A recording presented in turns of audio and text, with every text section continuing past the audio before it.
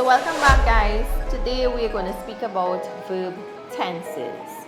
Now when we speak about the tenses of these verbs, we are referring to time. Time can be split into three periods.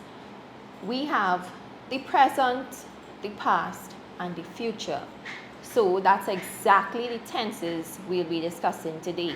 The present tense, the past tense, and the future tense. So let's go. First, we'll be looking at changing the present tense to the past tense. Now, before we do this, it's important to note that we have regular verbs and irregular verbs. Regular verbs follow a specific set of rules when changing from present tense to past tense, and we are going to discuss those rules now. So, rule number 1. Some past tense verbs can be formed by adding D when the verb ends with E. So let's look at the example.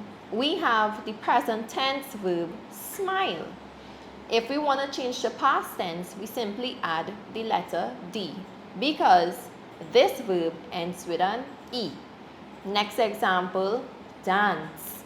We add D to change it to the past tense. And the next one, wave, we add D to change it to the past tense. Rule number 2. Some past tense verbs can be formed by adding ED. So let's look at the examples. First one, we have cook. To change cook to the past tense, we add ED and we get cooked. Next example, we have wash. We change it to the past tense by adding ED and we get washed. Last one, prepare, prepared. We added ED and we got the past tense of this verb. Rule number 3. Some past tense verbs can be formed by doubling the last letter of the verb and adding ED. When do we do this? This is done when a single vowel comes before the last letter of this word. So let's look at the example. First word we have is stir. We want to change this to the past tense, so we need to add ED. However, before doing so, we double the last letter of this word. The last letter of this word is R, and we are doubling it because the vowel, which is I, comes before the letter R. So again, when a vowel comes before the last letter of the word, before adding ED, we actually double the last letter and then we can add ED. So from stir, we get stirred. STIRRED. Next example, we have travel to traveled. We doubled the L and we added ED. Last one, we have stop and stopped. If the last letter of the verb is preceded by a double vowel, that means a double vowel comes before the last letter. The last letter is not doubled before adding ED. So in rule number 3, we doubled the last letter because a vowel came before it. In this rule, we are not doubling it because a double vowel, which means 2 of them, comes before the last letter. So we simply add ED. Let's look at the examples.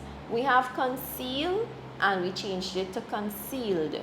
Now, the last letter in this word is L. We can see that the letters E and A comes before L. These 2 letters are vowels. So it's a double vowel coming before the last letter. Therefore, we do not double it and we simply add ED. Let's look at the next example. Fail to failed. So we have the double vowel AI coming before the last letter L. To change it to the past tense, we simply add ED. And last, we have lean and leaned.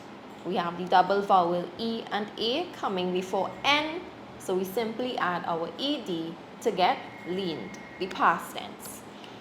Last rule, rule number 5. Some past tense verbs can be formed by changing the Y to an I and adding your ED. So let's look at the examples. We have cry and cried. Cry is spelled C-R-Y, but the past tense form of this verb is cried with an I. So we changed the Y to an I and then added our ED. Same for hurry. We got hurried. We changed the Y to an I and added ED. And last one, try to tried. We changed the Y to an I and added ED.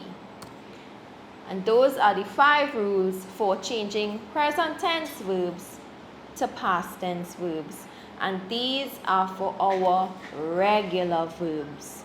So, what about the irregular verbs? How do we change them to the past tense?